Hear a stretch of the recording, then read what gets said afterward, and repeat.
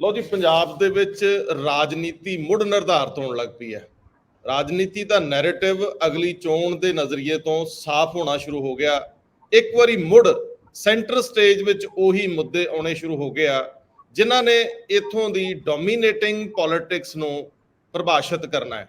ਇੱਕ ਵਾਰੀ ਮੁੜ ਕੇ ਉਸ ਚਾਰਜਸ਼ੀਟ ਦਾ ਜ਼ਿਕਰ ਹੋਣਾ ਸ਼ੁਰੂ ਹੋਇਆ ਜਿਹਦੇ ਵਿੱਚ ਡੇਰਾ ਮੁਖੀ ਨੂੰ ਮੁਆਫੀ ਦਿੱਤੇ ਜਾਣ ਦਾ ਮਾਮਲਾ ਹੈ। ਇੱਕ ਵਾਰੀ ਫਿਰ ਜਦੋਂ ਕਾਂਗਰਸ ਤੇ ਆਮ ਆਦਮੀ ਪਾਰਟੀ ਦੇ ਵਿੱਚ ਗੱਠਜੋੜ ਵਾਲੀ ਗੱਲ ਅੱਗੇ ਚੱਲ ਗਈ ਹੈ ਤਾਂ ਫਿਰ ਨਿਸ਼ਾਨੇ ਦੇ ਉੱਤੇ ਅਕਾਲੀ ਦਲ ਤੇ ਉਸ ਸਮੇਂ ਦੀ ਰਾਜਨੀਤੀ ਮੁੜ ਕੇ ਆਉਣ ਲੱਗ ਪਈ ਹੈ। ਕੱਲ ਮੁੱਖ ਮੰਤਰੀ ਹਰਿਆਣੇ ਦੇ ਵਿੱਚ ਇੱਕ ਰੈਲੀ ਦੌਰਾਨ ਕਰਪਸ਼ਨ ਮੁਹਿੰਮ ਨੂੰ ਜਾਰੀ ਰੱਖਣ ਦਾ ਪ੍ਰਣ ਲੈਂਦੇ ਆਖਰੇ ਦੀ ਲੋੜ ਕਿਉਂ ਪਈ। ਸਭ ਤੋਂ ਵੱਡਾ ਸਵਾਲ ਇਹੀ ਸੀਗਾ ਕਿ ਕੀ ਕਾਂਗਰਸੀਆਂ ਦੇ ਖਿਲਾਫ ਜਿਹੜੀ ਕਰਪਸ਼ਨ ਖਿਲਾਫ ਮੁਹਿੰਮ ਨੂੰ ਤੋਰਿਆ ਗਿਆ ਉਹ ਰੋਕ ਲਈ ਜਾਊਗੀ, ਥੰਮ ਜਾਊਗੀ। ਮੁੱਖ ਮੰਤਰੀ ਨੂੰ ਇਹ ਕਹਿਣਾ ਪੈ ਗਿਆ। ਹੁਣ ਸਵਾਲ ਇਹਦੇ ਵਿੱਚ ਦੂਜਾ ਵੀ ਹੈ ਕਿ ਕੀ ਜਿਹੜੀ ਧਾਰ ਤਿੱਖੀ ਕਾਂਗਰਸੀਆਂ ਵੱਲ ਸੀ ਹੁਣ ਇਹ ਨਵੇਂ ਬਣੇ ਭਾਜਪਾਈਆਂ ਵੱਲ ਹੋਊਗੀ। ਮਨਪ੍ਰੀਤ ਬਾਦਲ ਦੇ ਖਿਲਾਫ ਇੱਕ ਅੱਧ ਦਿਨ ਦੇ ਵਿੱਚ ਕੋਈ FIR ਦਰਜ ਹੋ ਜਾਊਗੀ। ਹਾਲਾਂਕਿ ਮੁੱਖ ਮੰਤਰੀ ਬਹੁਤ ਪਹਿਲਾਂ ਕਹਿ ਚੁੱਕੇ ਸੀਗੇ ਧੂਰੀ ਦੇ ਵਿੱਚ ਕਿ FIR ਕੀਤੀ ਕਿ ਨਹੀਂ ਕੀਤੀ, ਅਜੇ ਤੱਕ ਬਾਹਰ ਨਹੀਂ ਆਈ। ਕੀਤੇ ਜਾਣ ਦੀ ਤਿਆਰੀ ਹੋ ਰਹੀ ਹੈ, ਕਿੰਨੇ ਅਫਸਰ ਇਹਦੇ ਵਿੱਚ ਸ਼ਾਮਲ ਕੀਤੇ ਜਾਣਗੇ। ਦੂਜੇ ਬੰਨੇ ਕਰਪਸ਼ਨ ਦੇ ਨਜ਼ਰੀਏ ਤੋਂ ਜਿੱਦਾਂ ਪਟਵਾਰੀਆਂ ਨੇ ਕਰੜੇ ਹੱਥੀਂ ਲਿਆ ਸਰਕਾਰ ਨੂੰ, ਮੁੱਖ ਮੰਤਰੀ ਨੂੰ, ਹੁਣ ਪਟਵਾਰੀਆਂ ਨੂੰ ਆਈਸੋਲੇਸ਼ਨ ਦਾ ਸਾਹਮਣਾ ਕਰਨਾ ਪੈ ਸਕਦਾ। ਜਿਹੜਾ ਪਟਵਾਰੀ ਫੜਿਆ ਸੀ ਉਹਦੀ ਜਾਇਦਾਦ ਸੰਬੰਧੀ ਜਦੋਂ ਨਸ਼ਰ ਹੁੰਦੇ ਆ ਅੰਕੜੇ ਤੱਥ ਤਾਂ ਫਿਰ ਸਾਫ਼ ਹੁੰਦਾ ਹੈ ਕਿ ਕਈ ਵਾਰੀ ਤੁਹਾਨੂੰ ਤੁਹਾਡਾ ਸ਼ੀਸ਼ਾ ਵਿਖਾਇਆ ਜਾਂਦਾ, ਤੁਹਾਡਾ ਚਿਹਰਾ ਜਨਤਕ ਕੀਤਾ ਜਾਂਦਾ ਹੈ ਤੇ ਫਿਰ ਉਹ ਜਨਤਕ ਆਈਸੋਲੇਸ਼ਨ ਆਮ ਤੌਰ ਤੇ ਸਿਆਸਤ ਦਾ ਹਿੱਸਾ ਹੁੰਦੀ ਹੈ। ਕਾਫੀ ਅਹਿਮ ਸਵਾਲ ਖੜੇ ਹੋ ਗਏ। ਵੈਸੇ ਕੱਲ ਅਸੀਂ ਜ਼ਿਕਰ ਕੀਤਾ ਸੀ ਕਿ ਮੁੱਖ ਮੰਤਰੀ ਦਫ਼ਤਰ ਨੂੰ ਨਿਸ਼ਾਨੇ ਤੇ ਲਿਆ ਜਾ ਰਿਹਾ। ਕੱਲ ਸੁਖਬੀਰ ਸਿੰਘ ਬਾਦਲ ਨੇ ਵੀ ਆਪਣੀ ਇੱਕ ਜਨਤਕ ਪ੍ਰੋਗਰਾਮ ਦੇ ਵਿੱਚ ਫਿਰ ਤੋਂ ਮੁੱਖ ਮੰਤਰੀ ਤੇ ਨਿਸ਼ਾਨਾ ਸਾਧਿਆ ਕਿ ਕਿਉਂ ਬਚਾਏ ਜਾ ਰਹੇ ਨੇ ਮੁੱਖ ਮੰਤਰੀ, ਕਿਉਂ ਨਹੀਂ ਉਹਨਾਂ ਤੇ ਜ਼ਿੰਮੇਵਾਰੀ ਫਿਕਸ ਹੋ ਰਹੀ ਪੰਚਾਇਤਾਂ ਭੰਗ ਕਰਨ ਦੇ ਮਾਮਲੇ 'ਚ। ਪਰ ਸਵਾਲ ਨਾਲ ਅਫਸਰਸ਼ਾਹੀ 'ਚ ਵੀ ਚੱਲਦਾ ਰਿਹਾ ਕਿ ਕੀ ਸੱਚਮੁੱਚ CMO 'ਚ ਕੰਮ ਕਰਦੇ ਅਧਿਕਾਰੀਆਂ ਨੂੰ ਨਿਸ਼ਾਨੇ ਤੇ ਲਿਆ ਜਾ ਰਿਹਾ, ਮੁੱਖ ਮੰਤਰੀ ਦਫ਼ਤਰ ਨੂੰ ਪ੍ਰਭਾਵਿਤ ਕਰਨ ਦਾ ਯਤਨ ਹੋ ਰਿਹਾ। ਇਹ ਸਵਾਲ ਨੂੰ ਵੀ ਐਡਰੈਸ ਕਰਦੇ ਆ। ਰਵੀ ਭਗਤ ਨਿਸ਼ਾਨੇ ਤੇ ਕਿਉਂ ਨੇ, ਜਦੋਂ ਕਿ ਮੈਂ ਉਹਨਾਂ ਦਾ ਟਰੈਕ ਰਿਕਾਰਡ ਦੇਖ ਰਿਹਾ ਸੀਗਾ, ਉਹ ਜਿਸ ਵੀ ਮਹਿਕਮੇ 'ਚ ਗਏ ਉਹਨਾਂ ਬਿਹਤਰ ਕੰਮ ਕੀਤਾ। ਉਹਨਾਂ ਦਾ ਇੱਥੇ ਰੋਲ ਕੀ ਹੈ ਕੀ ਨਹੀਂ ਹੈ, ਪਰ ਕੀ ਉਹਨਾਂ ਨੂੰ ਵੱਖਰੇ ਕੀਤੇ ਜਾਣ ਦੀ ਪ੍ਰਕਿਰਿਆ ਤਹਿਤ ਕੋਈ ਅਫਸਰਸ਼ਾਹੀ ਦੀ ਗਰੁੱਪਿਜ਼ਮ ਅੱਗੇ ਵਧ ਰਹੀ ਹੈ। ਇਹ ਸਾਰੇ ਸਵਾਲ ਲੈਣੇ ਆ।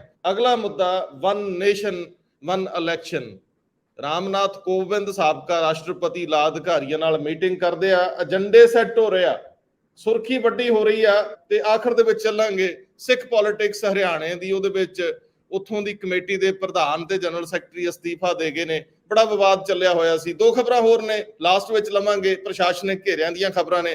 ਸਭ ਤੋਂ ਪਹਿਲਾਂ ਇੰਦਰਪ੍ਰੀਤ ਜੀ, ਜਦੋਂ ਮੈਂ ਇਹ ਸਮਝਣ ਦਾ ਯਤਨ ਕਰਾਂ ਕਿ ਪੰਜਾਬ ਦੀ ਪੋਲਿਟਿਕਸ ਵਿੱਚ ਇੱਕ ਵਾਰੀ ਫਿਰ ਬੇਅਦਬੀਆਂ ਦਾ ਮੁੱਦਾ ਮੁੱਖ ਰੂਪ ਵਿੱਚ ਉੱਭਰਨ ਲੱਗਿਆ ਤਾਂ ਇਹ ਵੀ ਸਮਝਣਾ ਪਊਗਾ ਕਿ ਜਿਹੜਾ ਮੁਕਾਬਲਾ ਆਮ ਆਦਮੀ ਪਾਰਟੀ ਤੇ ਕਾਂਗਰਸ ਵਿੱਚ ਹੋਣਾ ਸੀ, ਜਿਹਦੀ ਮੁੱਖ ਏਜੰਡਾ ਕਰਪਸ਼ਨ ਹੋਣੀ ਸੀ, ਇਹਨਾਂ ਦੇ ਆਗੂਆਂ ਦੇ ਨਾਂ ਗਿਣਾਏ ਜਾਣੇ ਸੀ ਸੱਤਾਧਾਰੀਆਂ ਵੱਲੋਂ, ਉਹ ਹੁਣ ਪ੍ਰਸ਼ਾਸਨਿਕ ਅਹਿਲੀਅਤ ਨਾ ਅਹਿਲੀਅਤ ਦਾ ਬਣੂਗਾ। ਜਿਹੜੀਆਂ ਦੋ ਧਿਰਾਂ ਭਾਰਤੀ ਜਨਤਾ ਪਾਰਟੀ ਔਰ ਅਕਾਲੀ ਦਲ ਮਿਲ ਕੇ ਲੜਦੇ ਨਹੀਂ ਲੜਦੇ ਅਲੱਗ ਇਸ਼ੂ ਆ, ਪਰ ਉਹ ਮੁੱਖ ਮੰਤਰੀ ਦੇ ਅਨੁਭਵਹੀਣਤਾ ਦਾ ਜ਼ਿਕਰ ਕਰਨਗੇ, ਫੈਸਲਿਆਂ ਦੇ ਯੂ ਟਰਨ ਦਾ ਜ਼ਿਕਰ ਕਰਨਗੇ, ਸਟੇਜ ਤੇ ਸਟੇਟ ਦੇ ਫਰਕ ਦਾ ਜ਼ਿਕਰ ਕਰਨਗੇ ਤੇ ਮੁੱਖ ਮੰਤਰੀ ਪੁਰਾਣੇ ਮੁੱਦਿਆਂ ਨੂੰ ਮੁੜ ਸੈਂਟਰ ਸਟੇਜ 'ਚ ਲਿਆਉਣ ਵਾਲੇ, ਬੇਅਦਬੀ ਨਾਲ ਜੁੜੇ, ਨਸ਼ਿਆਂ ਨਾਲ ਜੁੜੇ, ਕਰਪਸ਼ਨ ਨਾਲ ਜੁੜੇ, ਉਹਨਾਂ ਨੂੰ ਸੈਂਟਰ ਸਟੇਜ 'ਚ ਲਿਆਉਣ ਦਾ ਯਤਨ ਕਰਨਗੇ। ਧਾਰ ਬਦਲ ਜਾਊ, ਕਾਂਗਰਸੀਆਂ ਨਾਲੋਂ ਨਵੇਂ ਬਣੇ ਭਾਜਪਾਈਆਂ ਦੇ ਉੱਤੇ ਜਾਊਗੀ। ਕੀ ਕਹਿੰਦੇ ਹੋ? ਰੰਧਾਵਾ ਸਾਹਿਬ, ਪਹਿਲਾਂ ਸਟਾਰਟ ਤੋਂ ਆਪਾਂ ਇੱਥੋਂ ਕਰੀਏ ਕਿ ਜਿਹੜੀ ਇੱਕ ਸਪਲੀਮੈਂਟਰੀ ਚਲਾਨ ਪੇਸ਼ ਹੋਇਆ ਉਹਦੇ ਵਿੱਚ ਡੇਰਾ ਮੁਖੀ ਨੂੰ ਮਾਫੀ ਦੇਣ ਦਾ ਮਾਮਲਾ ਪਹਿਲੀ ਵਾਰ ਚਾਰਜਸ਼ੀਟ 'ਚ ਆ ਗਿਆ। ਆਲਦੋ ਇਸ ਤੋਂ ਪਹਿਲਾਂ ਜਿੰਨੇ ਵੀ ਜਾਂਚ ਅਧਿਕਾਰੀ ਨੇ, ਚਾਹੇ ਉਹ DIG RS ਖੱਟਰਾ ਸੀਗੇ, ਉਹ ਕੁੰਵਰ ਵਿਜੇ ਪ੍ਰਤਾਪ, ਇਹ ਸਾਰੇ ਹੀ ਉਸ ਦਿਸ਼ਾ ਵੱਲ ਤਾਂ ਵਧੇ ਹੀ ਹੋਏ ਸੀਗੇ, ਪਰ ਚਲਾਨ ਤੱਕ ਨਹੀਂ ਸੀ ਹਜੇ ਪਹੁੰਚੇ। ਚਲਾਨ ਪਹਿਲੀ ਵਾਰ ਅੱਜ ਆ ਗਿਆ ਹੈ ਕਿ ਚਲਾਨ ਜਿਹੜੀ ਡੇਰਾ ਮੁਖੀ ਨੂੰ ਮਾਫੀ ਦਿੱਤੀ ਗਈ ਸੀ ਉਹਦੇ ਵਿੱਚ ਉਹਦਾ ਹੀ ਰੋਲ ਹੈ। ਅੱਗੇ ਸਾਰੀਆਂ ਚੀਜ਼ਾਂ ਉਹੀ ਨੇ, ਸਪਲੀਮੈਂਟਰੀ ਨੇ। ਚਾਹੇ ਕੋਟਕਪੂਰਾ ਜਿਹੜੇ ਲੋਕ ਇਸ ਗੱਲ ਦਾ ਵਿਰੋਧ ਕਰ ਰਹੇ ਸੀ ਉਹ ਬੈਠੇ, ਉਹਨਾਂ ਤੇ ਗੋਲੀਆਂ ਚਲਾਈਆਂ ਗਈਆਂ, ਇਹ ਸਭ ਬਾਅਦ ਵਾਲੀਆਂ ਨੇ। ਮੇਨ ਚੀਜ਼ ਉਹ ਸੀਗੀ, ਲੋਕਾਂ 'ਚ ਜਿਹੜਾ ਰੋਹ ਸੀ ਉਹ ਉਹਦੇ ਕਰਕੇ ਸੀ। ਸੋ ਇਹ ਹੁਣ ਸੈਂਟਰ ਸਟੇਜ ਤੇ ਆਊਗਾ ਜਦੋਂ ਅਦਾਲਤ ਦੇ ਵਿੱਚ ਇਹਦੀ ਸੁਣਵਾਈ ਅੱਗੇ ਵਧੂਗੀ ਤਾਂ ਮੈਨੂੰ ਲੱਗਦਾ ਕਿ ਰੋਜ਼ ਜਦੋਂ ਇਹ ਸਟੇਟਮੈਂਟ ਆਉਣਗੀਆਂ ਜਾਂ ਬਹਿਸ ਜਿਹੜੀ ਚੱਲੇਗੀ ਦੋਨੋਂ ਧਿਰਾਂ ਵੱਲੋਂ ਚੱਲੇਗੀ, ਉਹ ਤੋਂ ਬਾਅਦ ਰੋਜ਼ ਦਿਨ ਅਖਬਾਰਾਂ 'ਚ ਆਣਾ ਹੀ ਹੈ। ਤੇ 2024 ਤੱਕ ਮੈਨੂੰ ਲੱਗਦਾ ਹੈ ਕਿ ਇਹ ਮੁੱਦਾ ਪੋਲੀਟੀਕਲ ਪਾਰਟੀਆਂ ਵੀ ਇਹਨੂੰ ਅਕਾਲੀ ਦਲ ਨੂੰ ਅਗਰ ਨਿਸ਼ਾਨੇ ਤੇ ਲੈਣਾ ਚਾਹਣਗੀਆਂ ਤਾਂ ਇਹਨਾਂ ਲਈ ਇਹ ਇੱਕ ਵਧੀਆ ਫਿਊਲ ਦੇ ਤੌਰ ਤੇ ਰਹੂਗਾ ਉਹਨਾਂ ਕੋਲੇ। ਇੱਕ ਉਹਨਾਂ ਕੋਲ ਫਿਊਲ ਹੈ ਜਿਸ ਤੇ ਉਹ ਅਟੈਕ ਕਰ ਸਕਦੇ ਆ ਅਕਾਲੀ ਦਲ ਦੇ ਉੱਤੇ। ਹਾਲਾਂਕਿ ਕਾਂਗਰਸ ਤੇ ਵੀ ਕਰ ਸਕਦੇ ਆ, ਕਿਉਂਕਿ ਕਾਂਗਰਸ ਨੇ 5 ਸਾਲ ਲਗਾਤੇ ਜਿਹਦੇ ਬਾਰੇ ਉਹ ਕਹਿ ਰਹੇ ਸੀਗੇ ਕਿ ਜੀ ਬਹੁਤ ਜਲਦੀ ਅਸੀਂ ਇਹ ਇਨਸਾਫ ਤੱਕ ਪਹੁੰਚਾ ਦਾਂਗੇ। ਉੱਥੇ ਬੈਠ ਕੇ ਆਏ, ਕੈਪਟਨ ਸਾਹਿਬ ਵੀ ਗਏ, ਸਾਰੇ ਗਏ, ਉਹਨਾਂ ਨੇ ਕਿਹਾ ਵੀ ਇਨਸਾਫ ਜਲਦੀ ਹੋ ਜਾਏਗਾ। ਪਰ 5 ਸਾਲ ਬਿਲਕੁਲ ਨਿਕਲ ਗਏ, ਇਹਦੇ 'ਚ ਕੁਝ ਨਹੀਂ ਹੋਇਆ। ਮੈਂ ਤੁਹਾਨੂੰ ਪਹਿਲਾਂ ਵੀ ਇੱਕ ਵਾਰੀ ਕਿਹਾ ਸੀ ਕਿ ਮੈਨੂੰ ਇਹ ਲੱਗਦਾ ਕਿ ਇਹ ਕ੍ਰਿਟੀਕਲ ਮਾਮਲਾ ਜ਼ਿਆਦਾ ਹੁੰਦਾ ਜਾ ਰਿਹਾ ਹੈ। ਜਦੋਂ ਹੀ ਅਕਾਲੀ ਦਲ 84 ਨੂੰ ਲੈ ਕੇ ਕਾਂਗਰਸ ਨੂੰ ਘੇਰਦਾ ਹੈ, ਉਦੋਂ ਹੀ ਕਾਂਗਰਸ ਜਿਹੜਾ ਹੈਗਾ ਬੇਦਬੀਆਂ ਵਾਲਾ ਮੁੱਦਾ ਕੱਢ ਲੈਂਦੀ ਹੈ ਤੇ ਅਕਾਲੀ ਦਲ ਨੂੰ ਡਿਫੈਂਸਿਵ ਹੋਣਾ ਪੈਂਦਾ ਹੈ। ਹੁਣ ਉਸ ਤੋਂ ਬਾਅਦ ਆਮ ਆਦਮੀ ਪਾਰਟੀ ਨੇ ਵੀ ਲੋਕਾਂ ਨਾਲ ਇਹੀ ਵਾਅਦਾ ਕੀਤਾ ਕਿ ਜੀ ਅਸੀਂ ਸੱਤਾ 'ਚ ਆ ਕੇ ਜਲਦ ਤੋਂ ਜਲਦ ਇਹਨੂੰ ਇਨਸਾਫ ਦੇ ਦਾਂਗੇ। ਤੁਸੀਂ ਦੇਖਿਆ ਪਿਛਲੇ ਦਿਨੀ ਜਿਹੜੇ ਆਪਣੇ ਸਪੀਕਰ ਹੈਗੇ ਆ ਉਹ ਵੀ ਉੱਥੇ ਗਏ ਸੀ, ਦੇ ਕੇ ਆਏ ਵੀ ਅਸੀਂ ਜਲਦੀ ਇਹ ਕਰ ਦਾਂਗੇ, ਪਰ ਹਜੇ ਤੱਕ ਤਾਂ ਨਹੀਂ ਆਇਆ। ਠੀਕ ਹੈ, ਚਲੋ ਹੁਣ ਚਲਾਨ ਪੇਸ਼ ਹੋ ਗਏ ਹੈ, ਇੱਕ ਸਹੀ ਦਿਸ਼ਾ ਵੱਲ ਕਦਮ ਚੱਲ ਪਏ ਹੈ, ਪਰ ਹਜੇ ਵੀ ਇੱਕ ਗੱਲ ਉੱਥੇ ਹੀ ਖੜੀ ਹੈ ਰੰਧਾਵਾ ਸਾਹਿਬ, ਜਿਹੜੀ ਆਪਾਂ ਪਹਿਲਾਂ ਵੀ ਇਸ ਪ੍ਰੋਗਰਾਮ 'ਚ ਡਿਸਕਸ ਕਰ ਚੁੱਕੇ ਹਾਂ ਕਿ ਇਹ 2-2 ਸਿੱਟ ਕਿਉਂ ਬਣਾਈਆਂ ਹੋਈਆਂ ਨੇ।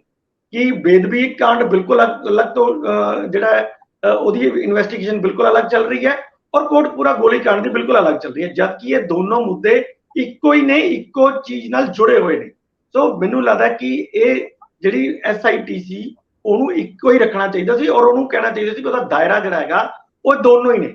ਦੋਨਾਂ ਦੇ ਉੱਤੇ ਕਰਕੇ ਸਾਨੂੰ ਕਿਸੇ ਨਤੀਜੇ ਤੇ ਪਹੁੰਚ ਕੇ ਦੱਸਿਆ, ਔਰ ਕੌਣ ਇਹਦੇ ਪਿੱਛੇ ਨੇ, ਕਿਹੜੀਆਂ ਧਿਰਾਂ ਦੇ ਪਿੱਛੇ ਨੇ, ਉਹ ਆਣ। ਹੁਣ ਇਹ ਬਿਲਕੁਲ ਤੁਸੀਂ ਠੀਕ ਕਿਹਾ ਕਿ ਇਹ ਇਸ਼ੂ ਜਿਹੜਾ ਹੈਗਾ ਉਹ ਜਿਹੜਾ 2024 ਦੇ ਵਿੱਚ ਹੋਏਗਾ। ਜੀ ਮੈਂ ਇਹਦੇ ਚ ਤੁਹਾਡੀ ਪਹਿਲੀ ਗੱਲ ਨੂੰ ਥੋੜਾ ਜਿਹਾ ਅੱਗੇ ਵਧਾ ਦਿਆਂ। SITs 2 ਨਹੀਂ 3 ਸੀ। ਇੱਕ SPS ਪਰਮਾਰ ਜਿਹੜੇ ਕਿ ਅੱਜ ਕੱਲ ਸ਼ਾਇਦ ADGP ਨੇ, ਉਦੋਂ ਉਹ IG ਸੀਗੇ, ਹੁਣ ਉਹ ADGP ਨੇ। ਉਹਨਾਂ ਨੇ ਆਪਣੀ ਰਿਪੋਰਟ ਸਬਮਿਟ ਕਰਤੀ ਸੀ ਗਵਰਨਮੈਂਟ ਨੂੰ, ਜਿਹੜੀ ਮੁੱਖ ਮੰਤਰੀ ਨੇ ਆਪਣੇ ਦਫ਼ਤਰ ਜਾਂ ਘਰ ਦੇ ਵਿੱਚ ਕੁਝ ਪੰਥਕ ਜਥੇਬੰਦੀਆਂ ਜਾਂ ਸਿੱਖ ਸੰਪਰਦਾਵਾਂ ਦੇ ਲੋਕਾਂ ਨੂੰ ਸੌਂਪ ਦਿੱਤੀ ਸੀ, ਤੁਹਾਨੂੰ ਯਾਦ ਹੋਣਾ। ਜਿਸ ਤੋਂ ਬਾਅਦ ਅਕਾਲੀ ਦਲ ਨੇ ਵੀ ਇਹਦੇ ਉੱਤੇ ਕਾਫੀ ਪੋਲਿਟਿਕਸ ਕੀਤੀ ਕਿ ਉਹਨਾਂ ਨੂੰ ਇਹਦੇ ਵਿੱਚ ਕਲੀਨ ਚਿੱਟ ਮਿਲ ਗਈ। ਹੁਣ ਉਹ ਮਾਮਲਾ ਸੀਗਾ ਕਿ ਜਦੋਂ ਸ੍ਰੀ ਗੁਰੂ ਗ੍ਰੰਥ ਸਾਹਿਬ ਜੀ ਦੇ ਸਰੂਪ ਚੋਰੀ ਹੁੰਦੇ ਆ ਬੁਰਜ ਜਵਾਹਰ ਸਿੰਘ ਵਾਲਾ ਤੋਂ, ਤੇ ਉਸ ਤੋਂ ਬਾਅਦ ਉਹਨਾਂ ਦੀ ਬੇਅਦਬੀ ਹੁੰਦੀ ਆ, ਇਹ ਸਾਰਾ ਮਾਮਲਾ ਸੀਗਾ। ਉਹਦੇ ਵਿੱਚ ਡੇਰਾ ਮੁਖੀ ਨੂੰ ਦੋਸ਼ੀ ਬਣਾਇਆ ਗਿਆ, ਉਹਦੇ ਚ ਨਾਮਜ਼ਦ ਕੀਤਾ ਗਿਆ। ਦੂਜਾ ਮਾਮਲਾ, ਇਹ ਮਾਮਲੇ ਕੋਟਕਪੂਰਾ ਤੇ ਬਹਿਬਲ ਕਲਾਂ ਦੇ, ਇੱਕ ਜਗ੍ਹਾ ਗੋਲੀ ਚੱਲੀ, ਲੋਕ ਜ਼ਖਮੀ ਹੋਏ, ਦੂਜੇ ਬੰਨੇ ਗੋਲੀ ਚੱਲੀ, 2 ਵਿਅਕਤੀ ਮਾਰੇ ਗਏ। 2 ਵਿਅਕਤੀ ਮਾਰੇ ਗਏ ਵਾਲੀ ਜਿਹੜੀ SIT ਜਾਂਚ ਕਰ ਰਹੀ ਆ, ਉਹ ਅੰਮ੍ਰਿਤਸਰ ਦੇ ਕਮਿਸ਼ਨਰ ਆਫ ਪੁਲਿਸ ਜਿਹੜੇ ਕਿ ADGP ਆ ਨੌ ਨਿਹਾਲ ਸਿੰਘ, ਉਹਨਾਂ ਦੀ ਅਗਵਾਈ 'ਚ ਚੱਲ ਰਹੀ ਹੈ। ਇਹ ਦੋਨੇ ਕਲੱਬ ਹੋਣੀਆਂ ਚਾਹੀਦੀਆਂ ਸੀਗੀਆਂ, ਕੋਟਕਪੂਰਾ ਤੇ ਬਹਿਬਲ ਕਲਾਂ। ਹੁਣ ਕੋਟਕਪੂਰਾ ਤੋਂ ਗੱਲ ਅੱਗੇ ਬਹਿਬਲ ਕਲਾਂ ਤੱਕ ਪਹੁੰਚੂਗੀ। ਸਵਾਲ ਇਹ ਗੱਲ ਦਾ ਹੈ, ਜਦੋਂ ਇਹ ਸਪਲੀਮੈਂਟਰੀ ਚਲਾਨ ਪੇਸ਼ ਹੋ ਗਿਆ ਤਾਂ ਫਿਰ ਹੁਣ ਬਹਿਬਲ ਕਲਾਂ ਵਾਲੀ ਜਾਂਚ ਰਿਪੋਰਟ ਕਿਉਂ ਨਹੀਂ ਪੇਸ਼ ਕੀਤੀ ਜਾਂਦੀ ਕੋਰਟ ਦੇ ਵਿੱਚ? ਹੁਣ ਕਿਉਂ ਨਹੀਂ ਚਾਰਜ ਸ਼ੀਟ ਦਾਖਲ ਕੀਤੀ ਜਾਂਦੀ? ਕਿਉਂਕਿ FIRs 2 ਨੇ। ਸਵਾਲ ਇਸ ਤੋਂ ਵੀ ਵੱਡਾ ਹੈ ਕਿ ਜਦੋਂ ਇਹ ਸਾਰਾ ਮਾਮਲਾ ਉੱਭਰਦਾ ਹੈ, ਭਾਸਕਰ ਸਾਹਿਬ, ਇੰਦਰਪ੍ਰੀਤ ਜੀ, ਇਹ ਮਾਮਲਾ ਆਉਂਦਾ ਜਦੋਂ 2007 ਵਿੱਚ ਸਿਰਸੇ ਵਾਲੇ ਡੇਰੇ ਦੇ ਮੁਖੀ ਨੇ ਸਵਾਂਗ ਰਚਿਆ ਸੀ ਗੁਰੂ ਗੋਬਿੰਦ ਸਿੰਘ ਸਾਹਿਬ ਵਾਲੀ ਪੋਸ਼ਾਕ ਪਹਿਨ ਕੇ। ਉਸ ਤੋਂ ਬਾਅਦ ਉਹਨਾਂ ਦੇ ਖਿਲਾਫ 295A ਦੇ ਤਹਿਤ ਪਰਚਾ ਦਰਜ ਹੁੰਦਾ। ਉਹ ਪਰਚਾ ਅਗਲੀ ਇਲੈਕਸ਼ਨ ਤੋਂ ਪਹਿਲਾਂ FIR ਵਾਪਸ ਕਿਉਂ ਹੋ ਜਾਂਦੀ ਆ? ਇਹ ਸਵਾਲ ਉੱਠਦੇ ਆ, ਸੱਤਾਧਾਰੀਆਂ ਤੇ ਉੱਠਦੇ ਆ। ਆਖਰ ਉਸ ਤੋਂ ਬਾਅਦ ਅਗਲੀ ਫਿਲਮ ਚਲਾਉਣ ਤੱਕ ਮਾਫੀ ਦੇਣ ਦੀ ਗੱਲ ਤੇ ਮਾਫੀ ਵਾਪਸ ਲੈਣ ਦੀ ਗੱਲ। ਮਾਫੀ ਦੇਣ ਤੋਂ ਬਾਅਦ ਸ਼੍ਰੋਮਣੀ ਕਮੇਟੀ 90 ਲੱਖ ਤੋਂ ਵੱਧ ਦੇ ਇਸ਼ਤਿਹਾਰ ਦੇ ਕੇ ਜਸਟੀਫਾਈ ਕਰਦੀ ਹੈ ਕਿ ਇਹ ਦੇਣੀ ਬਣਦੀ ਹੈ, ਭਾਈਚਾਰਕ ਸਾਂਝਾ ਲਈ ਵਧੀਆ ਹੋਊਗੀ, ਤੇ ਫਿਰ ਉਹ ਮਾਫੀ ਵਾਪਸ ਲੈ ਲਈ ਜਾਂਦੀ ਉਹਨੂੰ ਮਾਫ ਕਰਨ ਦੀ। ਇਹ ਸਾਰੀ ਪ੍ਰਕਿਰਿਆ 2 ਧੜਿਆਂ 'ਚ, 2 ਸੈਕਟਸ ਦੇ ਵਿੱਚ, 2 ਸੰਪਰਦਾਵਾਂ ਦੇ ਵਿੱਚ ਟਕਰਾ ਦੀ ਹੈ। ਇਹੀ ਤਾਂ ਸਾਰੀ ਜਾਂਚ ਦਾ ਹਿੱਸਾ। ਮੈਂ ਇਹੀ ਤੁਹਾਡੇ ਤੋਂ ਪੁੱਛਣਾ ਚਾਹੁੰਦਾ ਹੈ ਕਿ ਹੁਣ ਇਹਨੂੰ ਫਿਰ ਇੱਕ ਵਾਰੀ ਜਨਤਕ ਖੇਤਰ 'ਚ ਲਿਆਂਦਾ ਜਾਊਗਾ, ਇਹ ਸਟੇਜਾਂ ਤੇ ਆਊਗਾ, ਇਹ ਕੋਰਟ ਦੇ ਮਾਮਲੇ ਹੋਣਗੇ, ਸਾਰੇ ਕਹਿਣਗੇ ਮਾਮਲਾ ਸਬ ਜੁਡਿਸ ਆ, ਪਰ ਨਾਲ ਦੀ ਨਾਲ ਸਬ ਜੁਡਿਸ ਮਾਮਲੇ ਦਾ ਟ੍ਰਾਇਲ ਇੱਕ ਵਾਰੀ ਫਿਰ ਹੋਊਗਾ। ਜਨਤਕ ਕਚਹਿਰੀ ਦੇ ਵਿੱਚ। ਹੁਣ ਤੁਸੀਂ 2024 ਦੀ ਗੱਲ ਕਰੋ, ਇੱਥੇ ਆਣ ਕੇ ਸਟੇਜ ਸੈੱਟ ਕਰਤੀ ਗਈ ਆ। ਅਕਾਲੀ ਦਲ ਨਾਲ ਬੀਜੇਪੀ ਨਾਲ ਰਲਵੇਂ ਜਾਂ ਵੱਖਰੇ ਤੌਰ ਤੇ ਜਿਹੜਾ ਮੁਕਾਬਲਾ ਹੋਣ ਵਾਲਾ, ਅਕਾਲੀ ਦਲ ਦੀ ਕੇਡਰ ਬੇਸਡ ਪਾਰਟੀ ਹੋਣ ਦੇ ਬਾਵਜੂਦ ਉਹਨਾਂ ਨੂੰ ਅਗਲੀ ਇਲੈਕਸ਼ਨ ਵਿੱਚ ਇੱਕ ਵੀ ਸੀਟ ਨਾ ਮਿਲੇ, ਮੈਨੂੰ ਲੱਗਦਾ ਸਭ ਤੋਂ ਵੱਡਾ ਡੈਂਟ ਇਸ ਮਾਮਲੇ 'ਚ ਪੈਂਦਾ ਹੈ, ਜਿਹੜਾ ਕਿ ਸਰਕਾਰ ਮੇਨ ਮੁੱਦੇ ਦੇ ਤੌਰ ਤੇ ਲਿਆਊਗੀ ਔਰ ਬਾਈਬਲ ਕਲਾਂ ਵਾਲੀ ਚਾਰਜ ਸ਼ੀਟ ਹੋ ਸਕਦਾ ਕਿ ਬਹੁਤ ਜਲਦੀ ਦਾਖਲ ਹੋ ਜਾਵੇ। ਬਿਲਕੁਲ। ਹੁਣ ਜਿਹੜਾ ਅਸੀਂ ਬਹੁਤ ਅੱਗੇ ਆ ਗਏ ਆ ਇਹਦੇ ਵਿੱਚ, ਜਿਹੜੀ ਆ ਚਾਰਜ ਸ਼ੀਟ ਅੱਜ ਪੇਸ਼ ਹੋਈ ਹੈ, ਮੈਨੂੰ ਲੱਗਦਾ ਕਿ ਹੁਣ ਤਾਂ ਇੱਕ ਸਹੀ ਟਰੈਕ ਤੇ ਚੱਲ ਪਈ ਹੈ ਗੱਲ, ਪਰ ਇਹ ਕਿੰਨੀ ਤੇਜ਼ੀ ਨਾਲ ਚਲਾਇਆ ਜਾਊਗਾ ਇਹ ਵੀ ਇੱਕ ਸਵਾਲ ਹੈ। ਜਿਸ ਤਰ੍ਹਾਂ ਪੰਚਾਇਤਾਂ ਦੇ ਮਾਮਲੇ 'ਚ ਹਾਈ ਕੋਰਟ ਨੇ ਤੇਜ਼ੀ ਦਿਖਾਈ ਸੀ, 2-2 ਦਿਨ ਬਾਅਦ ਸੁਣਵਾਈ, ਕੀ ਇਸ ਤਰ੍ਹਾਂ ਦਾ ਇਹਦੇ ਵਿੱਚ ਹੋਊਗਾ ਕਿ ਨਹੀਂ ਹੋਊਗਾ, ਇਸ ਤੋਂ ਤੈਅ ਹੋਊਗਾ ਇਨਸਾਫ ਦੇਣ ਵਾਲਾ ਹੈ ਜਾਂ ਇਹਨੂੰ ਪੋਲੀਟੀਕਲ ਇਸ਼ੂ ਬਣਾਉਣ ਵਾਲਾ ਹੈ। ਦੇਖੋ, ਪੋਲੀਟੀਕਲ ਪਾਰਟੀਆਂ ਤਾਂ ਕੋਈ ਕਸਰ ਨਹੀਂ ਛੱਡਣਗੀਆਂ 2024 ਦੇ ਵਿੱਚ ਇਹਨੂੰ ਇੱਕ ਪੋਲੀਟੀਕਲ ਮੁੱਦਾ ਬਣਾਉਣ ਲਈ। ਉਹ ਅਕਾਲੀ ਦਲ ਨੂੰ, ਕਾਂਗਰਸ ਨੂੰ ਘੇਰਨ ਦੀ ਕੋਸ਼ਿਸ਼ ਕਰਨਗੀਆਂ ਹੀ ਕਰਨਗੀਆਂ। ਮੇਨ ਅਕਾਲੀ ਦਲ ਹੋਊਗਾ, ਕਿਉਂਕਿ ਜੇ ਆਮ ਆਦਮੀ ਪਾਰਟੀ ਔਰ ਕਾਂਗਰਸ ਦਾ ਸਮਝੌਤਾ ਹੋ ਜਾਂਦਾ ਫਿਰ ਤਾਂ ਕੱਲੀ ਟਾਰਗੇਟ ਤੇ ਅਕਾਲੀ ਦਲ ਹੋਊਗਾ ਇਸ ਇਸ਼ੂ ਨੂੰ ਲੈ ਕੇ। ਹਾਂ, ਕਰਪਸ਼ਨ ਨੂੰ ਲੈ ਕੇ ਜਿਹਦੀ ਆਪ ਤੁਸੀਂ ਗੱਲ ਕਰ ਰਹੇ ਸੀ ਪਹਿਲਾਂ, ਵੀ ਕਰਪਸ਼ਨ ਵੀ ਇੱਕ ਇਸ਼ੂ ਹੈ ਔਰ ਮੁੱਖ ਮੰਤਰੀ ਨੂੰ ਇਹ ਬਿਆਨ ਦੇਣਾ ਪੈ ਰਿਹਾ ਕਿ ਕਰਪਸ਼ਨ ਦੀ ਮੁਹਿੰਮ ਜਾਰੀ ਰੱਖੀ ਜਾਏਗੀ, ਤੇ ਉਹ ਤਾਂ ਦੇਣ ਦੀ ਲੋੜ ਹੀ ਨਹੀਂ ਸੀ ਜਦੋਂ ਆਲਰੇਡੀ ਚੱਲ ਹੀ ਰਿਹਾ ਹੈ। ਦੇਣ ਦੀ ਲੋੜ ਕਿਉਂ ਪਈ ਹੈ?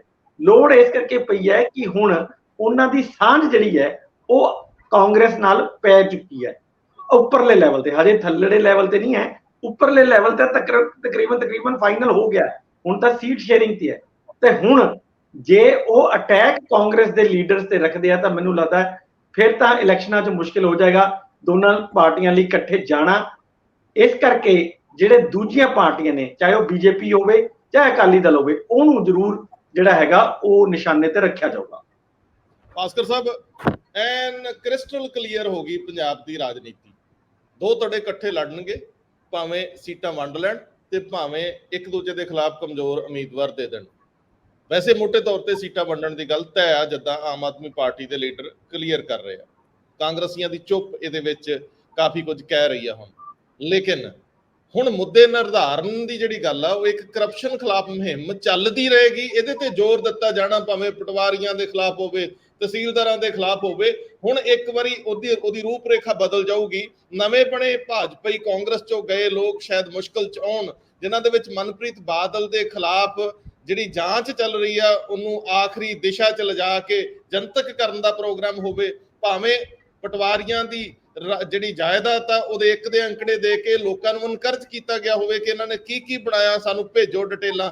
ਇਹਦੇ ਨਾਲ ਹੀ ਉਹ ਲੋਕ ਜਿਨ੍ਹਾਂ ਦੇ ਵਿੱਚ ਕਾਂਗੜ ਵੀ ਆਉਂਦੇ ਨੇ, ਜਿਹਦੇ ਵਿੱਚ ਬਲਬੀਰ ਸਿੱਧੂ ਵੀ ਆਉਂਦੇ ਨੇ, ਸੁੰਦਰ ਸ਼ਾਮ ਅਰੋੜਾ ਵੀ ਆਉਂਦੇ ਨੇ, ਤਾਂ ਇਸ ਤਰ੍ਹਾਂ ਦੇ ਹੋਰ ਬਹੁਤ ਸਾਰੇ, ਭਰਤਿੰਦਰ ਚਾਲ ਤੇ ਹੋਰ ਬਹੁਤ ਸਾਰੇ ਲੋਕ ਉਹ ਇਸ ਨਿਸ਼ਾਨੇ ਤੇ ਆ ਜਾਣਗੇ। ਸੋ ਮੁਹਿੰਮ ਚੱਲੂ, ਪਰ ਮੁਹਿੰਮ ਦੀ ਦਿਸ਼ਾ ਬਦਲ ਜਾਊਗੀ। 24 ਨਿਰਧਾਰਿਤ ਕਰੂਗਾ ਕਿ ਇੱਥੇ ਕਰਪਟ ਕੌਣ ਹੈ ਤੇ ਨਹੀਂ ਕਰਪਟ ਕੌਣ।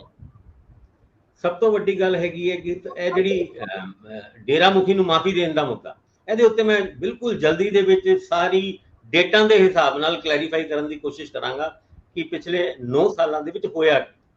2015 ਦੀ ਗੱਲ ਹੈਗੀ, ਅਕਤੂਬਰ 14 ਜਦੋਂ ਇਹ ਗੋਲੀकांड ਹੋਇਆ ਸੀ, ਜਿਹਦੇ ਵਿੱਚ 2 ਵਿਅਕਤੀਆਂ ਦੀ ਮੌਤ ਹੋ ਗਈ ਸੀ ਪੁਲਿਸ ਦੀ ਫਾਇਰਿੰਗ ਦੇ ਵਿੱਚ। ਉਸ ਤੋਂ ਪਹਿਲੇ ਤੁਹਾਨੂੰ ਯਾਦ ਹੋਏਗਾ ਸਤੰਬਰ 24 2015 ਨੂੰ ਡੇਰਾ ਮੁਖੀ ਨੂੰ ਅਕਾਲ ਤਖਤ ਤੋਂ ਮਾਫੀ ਦੇ ਦਿੱਤੀ ਜਾਂਦੀ ਹੈ। ਉਸ ਦੇ ਉੱਤੇ ਰੋਲਾ ਰੱਪਾ ਪੈਂਦਾ ਹੈ। ਉਸ ਤੋਂ ਬਾਅਦ ਠੀਕ ਤਕਰੀਬਨ 1 ਮਹੀਨੇ ਬਾਅਦ ਅਕਤੂਬਰ 17 2015 ਨੂੰ ਇਹ ਮਾਫੀ ਵਾਪਸ ਲੈ ਲਈ ਜਾਂਦੀ ਹੈ ਵੀ ਨਹੀਂ। ਔਰ ਇਹਨਾਂ ਮਾਮਲਿਆਂ ਦਾ ਜ਼ਿਕਰ ਵੀ ਬਾਅਦ ਚੋਂ ਚੱਲ ਕੇ ਹੁੰਦਾ ਕਿਸ ਤਰੀਕੇ ਨਾਲ ਸਰਕਾਰੀ ਕੋਠੀ ਤੇ ਬੁਲਾ ਕੇ ਇਹ ਡੇਰੇ ਮੁਖੀ ਨੂੰ ਮਾਫੀ ਦੇਣ ਦੀ ਗੱਲ, ਉਹ ਮਾਫੀਨਾਮਾ ਕਿਹਦੇ ਥਰੂ ਆਇਆ ਸੀ, ਇਹ ਸਵਾਲ ਹਜੇ ਵੀ ਸਵਾਲ ਬਣ ਕੇ ਖੜਾ ਹੈ।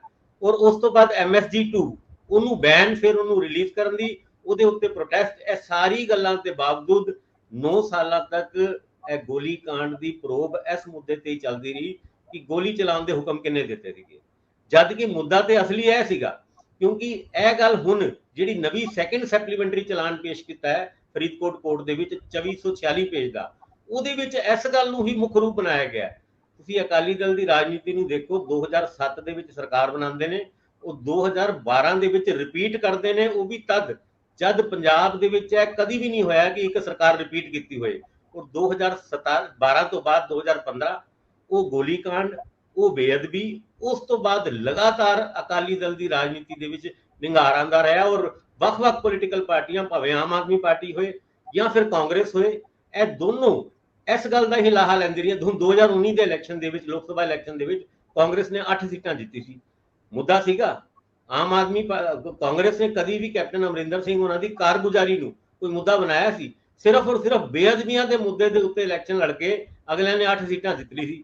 ਹੁਣ ਇਹਨਾਂ ਨੂੰ ਵੀ ਇਹ ਗੱਲ ਸਮਝ ਆ ਗਈ ਹੈ, ਜੇ ਅਕਾਲੀਆਂ ਨੂੰ ਘੇਰਨਾ ਹੈ ਤੇ ਬੇਅਦਬੀ ਦੇ ਮੁੱਦੇ ਨੂੰ ਫੇਰ ਜਿੰਦਾ ਕਰ ਦਿਓ।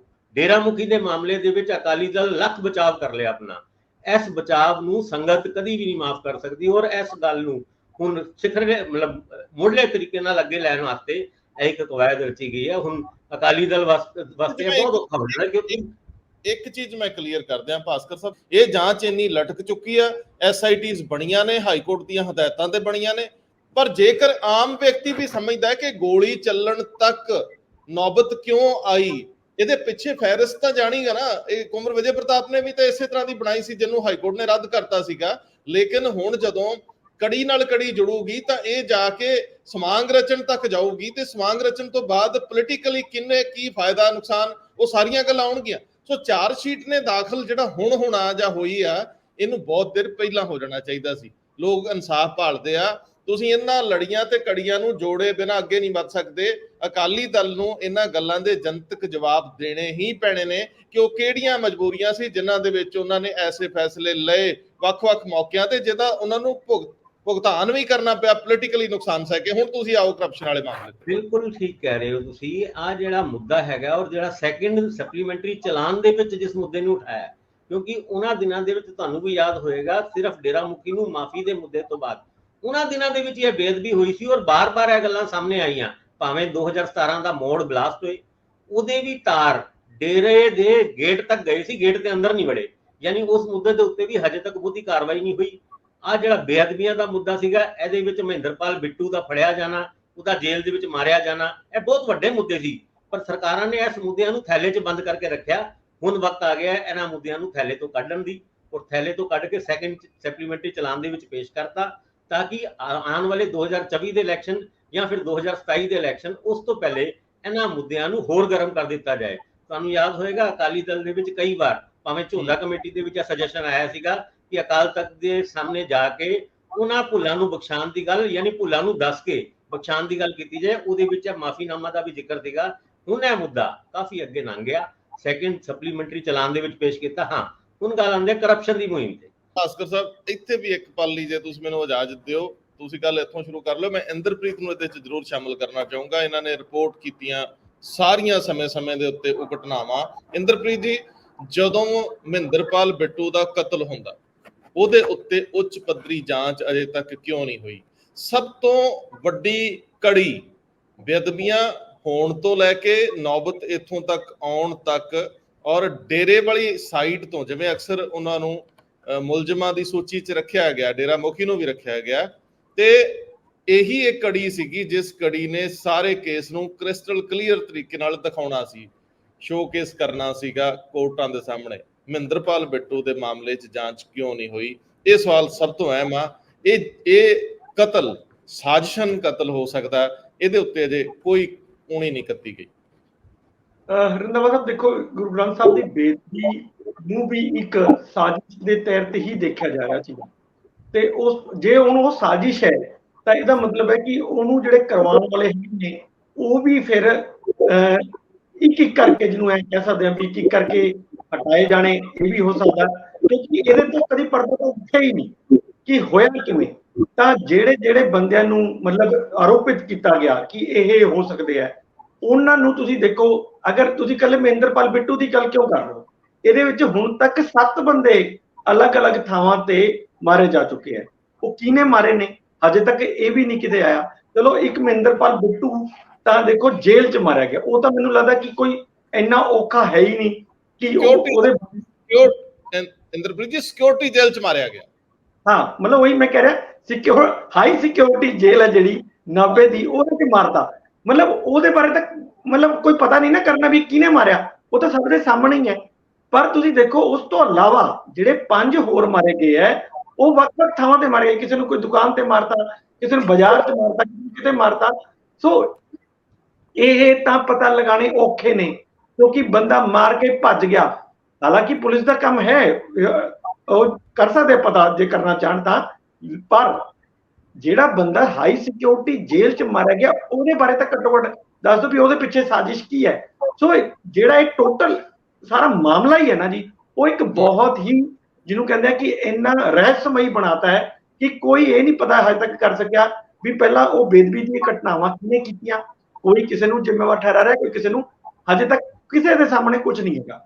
ਉਹਦੇ ਪਿੱਛੇ ਕੌਣ ਸੀ ਇਹ ਵੀ ਹਜੇ ਤੱਕ ਸਾਡੇ ਸਾਹਮਣੇ ਨਹੀਂ ਆਇਆ, ਕਰਨ ਵਾਲਾ ਵੀ ਨਹੀਂ ਆਇਆ, ਕਰਵਾਉਣ ਵਾਲਾ ਵੀ ਨਹੀਂ ਆਇਆ। ਸੋ ਇਹ ਬਹੁਤ ਸਾਰੀਆਂ ਚੀਜ਼ਾਂ ਨੇ ਜਿਨ੍ਹਾਂ ਦੇ ਲਿੰਕ ਇੱਕ ਦੂਜੇ ਨਾਲ ਜੁੜੇ ਹੋਏ ਨੇ, ਔਰ ਜਿਸ ਤਰ੍ਹਾਂ ਕਿ ਇੱਕ ਕਰਕੇ ਬੰਦੇ ਕਤਲ ਕੀਤੇ ਜਾ ਰਹੇ, ਇਸ ਤਰ੍ਹਾਂ ਲੱਗਦਾ ਕਿ ਇਹ ਬਹੁਤ ਵੱਡੀ ਸਾਜ਼ਿਸ਼ ਸੀ ਔਰ ਜਿਸ ਤੋਂ ਹਜੇ ਤੱਕ ਪਰਦਾ ਨਹੀਂ ਚੁੱਕਿਆ ਜਾ ਪਾ ਰਿਹਾ। ਉਹ ਇਸ ਖਿੱਤੇ ਨੂੰ ਹੀ ਅਸਥਿਰ ਕਰਨ ਦੀ ਕੋਸ਼ਿਸ਼ ਸੀ, ਇਹ ਚੋਂ ਪੋਲਿਟਿਕਸ ਕੱਢਣ ਦੀ ਕੋਸ਼ਿਸ਼ ਸੀਗੀ। ਕਿਸ ਤਰ੍ਹਾਂ ਦੀ ਕੱਢਣ ਦੀ ਕੋਸ਼ਿਸ਼ ਸੀ ਇਹਦੇ ਉੱਤੇ ਵੀ ਨਹੀਂ ਕੋਈ ਜਾ ਰਿਹਾ। ਸਵਾਲ ਇਹ ਆ ਕਿ ਖੱਟੜਾ ਵਾਲੀ ਸਭ ਤੋਂ ਪਹਿਲੀ ਜਾਂਚ ਕਮੇਟੀ ਜਿਹੜੀ ਆ ਉਹ SIT, ਇਹਦੇ ਵਿੱਚ ਦੋ ਭਰਾਵਾਂ ਨੂੰ ਦੋਸ਼ੀ ਬਣਾ ਕੇ ਖੜਾ ਕਰ ਦਿੰਦੀ ਹੈ। ਰੌਲੇ ਇਸ ਗੱਲ ਦੇ ਆ ਕਿ ਦੂਜੀ SIT ਜਿਹੜੀ ਆ ਉਸ ਤੋਂ ਬਾਅਦ ਫਿਰ ਕਮਿਸ਼ਨਰ ਰਣਜੀਤ ਸਿੰਘ ਵਾਲਾ ਆਉਂਦਾ। ਉਹ ਸਾਰੀਆਂ ਗੱਲਾਂ ਵੱਖ-ਵੱਖ ਦਿਸ਼ਾਵਾਂ 'ਚ ਚੱਲਦੀਆਂ ਰਹੀਆਂ ਨੇ, ਲੇਕਿਨ ਕੁੱਲ ਮਿਲਾ ਕੇ ਗੱਲ ਇੱਕ ਜਗ੍ਹਾ ਤੇ ਆ ਕੇ ਖੜ ਜਾਂਦੀ ਰਹੀ ਆ।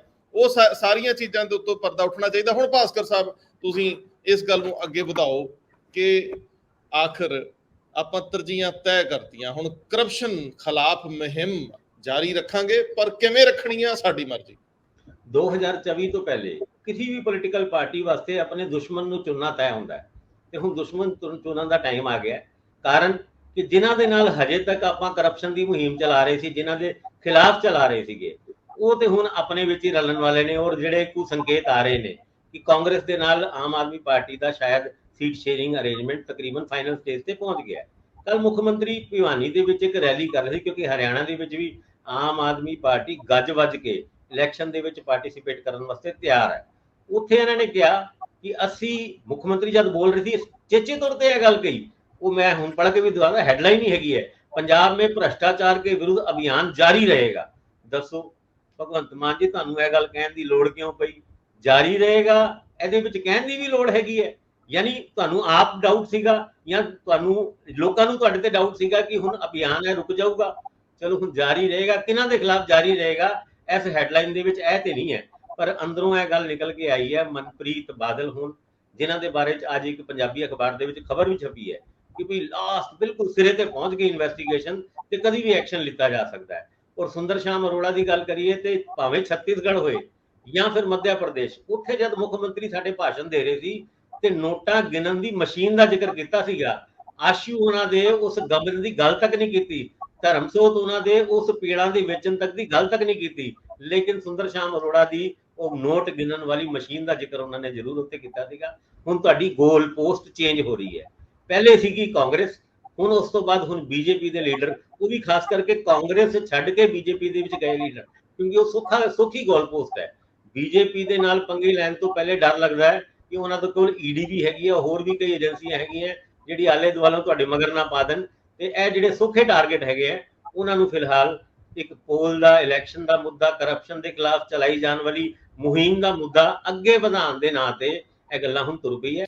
ਇਹਦੇ ਵਿੱਚ ਇੰਦਰਪ੍ਰੀਤ ਜੀ, ਪਟਵਾਰੀਆਂ ਦੇ ਖਿਲਾਫ ਗਵਰਨਮੈਂਟ ਨੇ ਜਿਸ ਤਰੀਕੇ ਨਾਲ ਆਪਣਾ ਰੁਖ ਸਾਫ਼ ਕੀਤਾ, ਇੱਕ ਤਾਂ ਜਿਹੜੇ ਰਿਟਾਇਰਡ ਪਟਵਾਰੀ ਸੀ ਉਹਨਾਂ ਨੂੰ ਹੋਰ ਸਰਕਲ ਵੀ ਲਗਭਗ ਦਿੱਤੇ ਗਏ ਆ, ਔਰ ਦੂਜੇ ਬੰਨੇ ਇੱਕ ਪਟਵਾਰੀ ਜਿਹੜਾ ਕਰਪਸ਼ਨ ਦੇ ਕਥਿਤ ਦੋਸ਼ਾਂ 'ਚ ਘਿਰਿਆ, ਉਹਦੀ ਪ੍ਰਾਪਰਟੀ ਕਿੰਨੇ ਸਾਲਾਂ 'ਚ ਕਿੰਨੀ ਵੱਧ ਗਈ ਹੈ ਵੀ ਅੰਕੜੇ ਪ੍ਰਸਤੁਤ ਹੋ ਗਿਆ, ਪੇਸ਼ ਹੋ ਗਏ, ਸਾਰੀਆਂ ਅਖਬਾਰਾਂ ਨੇ ਪ੍ਰਮੁਖਤਾ ਨਾਲ ਛਾਇਆ ਕਰਤੇ ਆ। ਹੁਣ ਸਵਾਲ ਇਸ ਗੱਲ ਦਾ ਹੈ ਕਿ ਪਟਵਾਰੀ ਸਰਕਾਰ ਦੇ ਅੱਗੇ ਖਲੋਤੇ ਸੀ ਵੀ ਅਸੀਂ ਨਹੀਂ ਜੇ ਮੰਨਦੇ, ਅਸੀਂ ਡਰਦੇ ਨਹੀਂ ਤੁਹਾਡੇ ਤੋਂ।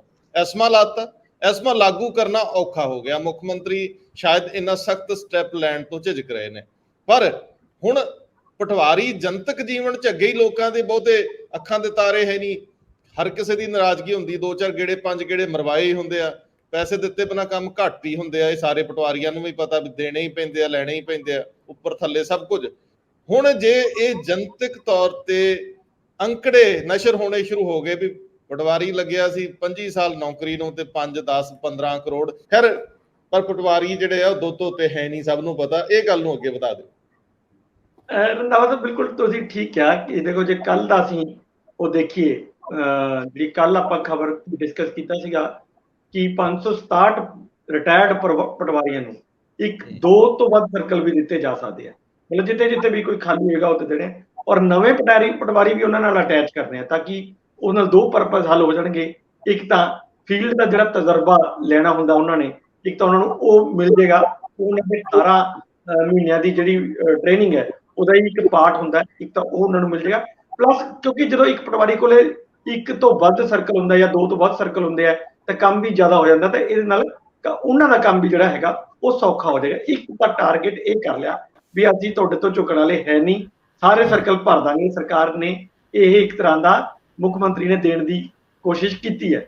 ਦੂਜਾ ਜਿਹੜਾ ਸੀਗਾ ਪਟਵਾਰੀ ਬਲਕਾਰ ਸਿੰਘ, ਜਿਹਦਾ ਨਾਮ ਜ਼ਿਕਰ ਕੀਤਾ ਸੀ, ਹਾਲਾਂਕਿ ਉਦੋਂ ਮੁੱਖ ਮੰਤਰੀ ਨੇ ਆਪਣੇ ਟਵੀਟ 'ਚ ਨਹੀਂ ਕੀਤਾ, ਪਰ ਉਹਨਾਂ ਨੇ ਕਿਹਾ ਇਹ ਗੱਲ ਕਿ ਕਰੋੜਾਂ ਰੁਪਏ ਦੀ ਜਾਇਦਾਦ ਬਣਾਈ ਹੋਈ ਹੈ ਔਰ ਲੱਖਾਂ ਰੁਪਏ ਤਾਂ ਤਨਖਾਹ ਲੈਂਦੇ ਆ। ਉਹ ਤਾਂ ਠੀਕ ਹੈ, ਚਲੋ ਤਨਖਾਹ ਤਾਂ ਜਿਹਦੀ ਜਿੰਨੀ ਹੈਗੀ ਆ ਉਹ ਤਾਂ ਹੈ ਹੀ ਹੈ, ਬਟ ਇਹ ਬਿਲਕੁਲ ਠੀਕ ਹੈ ਕਿ ਇਹਨਾਂ ਲੋਕਾਂ ਦੀਆਂ ਜਾਇਦਾਦਾਂ ਨੂੰ ਹੀ ਨਸ਼ਰ ਕਰ ਦਿਓ। ਇਹ ਅੱਗੇ ਆਮ ਤੌਰ ਤੇ ਪਟਵਾਰੀ ਧਮਕੀ ਦਿੰਦੇ ਹੁੰਦੇ ਸੀ ਕਿ ਜੇ ਉਹਨਾਂ ਦੇ ਖਿਲਾਫ ਇਸ ਤਰ੍ਹਾਂ ਚੱਲੀਆਂ, ਪੁਲਿਸ ਵਾਲਿਆਂ ਦੀਆਂ ਜਿਹੜੇ ਸਾਡੇ ਖਿਲਾਫ ਚੱਲ ਰਹੇ ਨੇ ਸਭ ਦੀਆਂ ਜਿਹੜੀਆਂ ਜਾਇਦਾਦਾਂ ਨੇ ਉਹ ਨਸ਼ਰ ਕਰ ਦੇਣਗੇ। ਪਰ ਇਹ ਪਹਿਲੀ ਵਾਰ ਹੋਇਆ ਕਿ ਪਟਵਾਰੀਆਂ ਦੀਆਂ ਆਪਣੀਆਂ ਵੀ ਨਸ਼ਰ ਕੀਤੀਆਂ ਜਾ ਰਹੀਆਂ ਨੇ ਹੁਣ। ਸੋ ਇਹ ਆਇਆ ਕਿ 54 ਪਿੰਡਾਂ 'ਚ 55 ਏਕੜ ਜ਼ਮੀਨ ਜਿਹੜੀ ਹੈਗੀ ਹੈ ਉਹ ਬਣਾਈ ਗਈ ਹੈ। ਸੋ ਜੇ ਪਹਿਲਾਂ ਆਪਾਂ ਨੇ ਸਭ ਦੇ ਮਨ 'ਚ ਕਲੀਅਰ ਹੈ ਕਿ ਪਟਵਾਰੀ ਦੁੱਧ ਉੱਤੇ ਤਾਂ ਹੈ ਨਹੀਂ ਹੈ, ਸਭ ਦਾ ਕਿਸੇ ਨਾ ਕਿਸੇ ਰੂਪ 'ਚ ਪਾਲਾ ਉੱਤੇ ਪਿਆ ਹੀ ਹੈ। ਜਿਹਨੇ ਵੀ ਜ਼ਮੀਨ ਜਾਇਦਾਦ ਦੁਕਾਨ ਕੋਈ ਵੀ ਖਰੀਦੀ ਹੈ ਉਹਨਾਂ ਨਾਲ ਉਹਨਾਂ ਦਾ ਪਾਲਾ ਪਿਆ ਹੀ ਹੈ। ਪਰ ਇਹਦੇ ਨਾਲ ਇੱਕ ਚੀਜ਼ ਦੀ ਡਿਵੈਲਪਮੈਂਟ ਕੱਲ ਹੋਰ ਹੋਈ ਹੈ, ਉਹ ਇਹ ਹੋਈ ਹੈ ਕਿ ਜਿਹੜਾ 2 ਦਿਨ ਪਹਿਲਾਂ ਉਹਨਾਂ ਨੇ ਇਹ ਡਿਸੀਜਨ ਲਿੱਤਾ ਸੀ ਪਟਵਾਰੀਆਂ ਨੇ ਕਿ ਅਸੀਂ ਸਿਰਫ ਔਰ ਸਿਰਫ ਆਪਣੇ ਸਰਕਲ 'ਚ ਕੰਮ ਕਰਾਂਗੇ, ਬਾਕੀ ਸਰਕਲਾਂ 'ਚ ਅਸੀਂ ਕੰਮ ਨਹੀਂ ਕਰਾਂਗੇ ਜਿਨ੍ਹਾਂ ਦਾ ਐਡੀਸ਼ਨਲ ਚਾਰਜ ਸਾਡੇ ਕੋਲ ਹੈਗਾ। ਕੱਲ ਉਹਨਾਂ ਨੇ ਇਹ ਕਹਿਤਾ ਕਿ ਉਹਨਾਂ ਜਿਨ੍ਹਾਂ ਦਾ ਐਡੀਸ਼ਨਲ ਚਾਰਜ ਸਾਡੇ ਕੋਲ ਹੈਗਾ ਉਹਨਾਂ 'ਚ ਅਸੀਂ ਹੜ੍ਹਾਂ ਨਾਲ ਸੰਬੰਧਿਤ ਕੰਮ ਜ਼ਰੂਰ ਕਰਾਂਗੇ, ਗਿਰਦਾਵਰੀਆਂ ਨਾਲ ਸੰਬੰਧਿਤ ਕੰਮ ਜ਼ਰੂਰ ਕਰਾਂਗੇ ਤਾਂ ਕਿ ਲੋਕਾਂ ਨੂੰ ਪਰੇਸ਼ਾਨੀ ਨਾ ਹੋਏ। ਇਹ ਇੱਕ ਉਹਨਾਂ ਨੇ ਮਤਲਬ ਸਰਕਾਰ ਦੇ ਵੱਲ ਗੋਲ ਦਾਗਣ ਦੀ ਕੋਸ਼ਿਸ਼ ਕੀਤੀ ਹੈ। ਹੁਣ ਦੇਖੋ ਕਿ ਇਹਦੇ ਅੱਗੇ ਕੀ ਵੱਧਦਾ ਹੈ। ਇਹ ਜਨਤਕ ਜੀਵਨ ਦੇ ਵਿੱਚ ਲੋਕਾਂ ਦੀ ਸਮਰਥਨ ਲੈਣ। ਹਾਂਜੀ ਭਾਸਕਰ ਸਾਹਿਬ, ਇਹ ਇੱਕ ਕੋਸ਼ਿਸ਼ ਹੁੰਦੀ ਆ, ਕੀਤੀ ਉਹਨਾਂ ਨੇ ਚੰਗੀ ਗੱਲ, ਉਹਨਾਂ ਨੂੰ ਕੰਮ ਕਰਨਾ ਚਾਹੀਦਾ। ਲੋਕ ਬੜੇ ਪਰੇਸ਼ਾਨ ਨੇ, ਦੁਖੀ ਨੇ, ਜਿਨ੍ਹਾਂ ਨੂੰ ਹੜ੍ਹਾਂ ਨੇ ਬਹੁਤ ਜ਼ਿਆਦਾ ਨੁਕਸਾਨ ਪਹੁੰਚਾਇਆ, ਮੁੜ ਵਸੇਬੇ ਬੜੇ ਔਖੇ ਹੋ ਜਾਂਦੇ, ਜੇ ਮਦਦ ਹੋ ਜੇ ਤਾਂ ਚੰਗੀ ਗੱਲ ਜੀ। ਜਿੱਥੋਂ ਗੱਲ ਸ਼ੁਰੂ ਹੋਈ ਸੀ ਉਹਦਾ ਗੱਲ ਤੇ ਜ਼ਿਕਰ ਅਸੀਂ ਕਰਕੇ ਹਟੇ ਹਾਂ। ਬਲਕਾਰ ਸਿੰਘ ਪਟਵਾਰੀ ਜਿਹਦੇ ਕੋਲੋਂ 55 ਏਕੜ ਜ਼ਮੀਨ ਬੈਗ ਭਰ ਕੇ ਰਜਿਸਟਰੀਆਂ ਦਾ, ਔਰ ਕਿੱਥੇ ਕਿੱਥੇ ਜ਼ਮੀਨ 2002 ਦੇ ਵਿੱਚ ਆ ਪਟਵਾਰੀ ਲੱਗਿਆ ਸੀਗਾ, ਤੇ ਤੁਸੀਂ ਸਮਝੋ 20 ਕੁ ਸਾਲਾਂ ਦੇ ਵਿੱਚ 55 ਏਕੜ ਕਿੱਦਾਂ ਬਣਾ ਲਏ ਹੋਣਗੇ।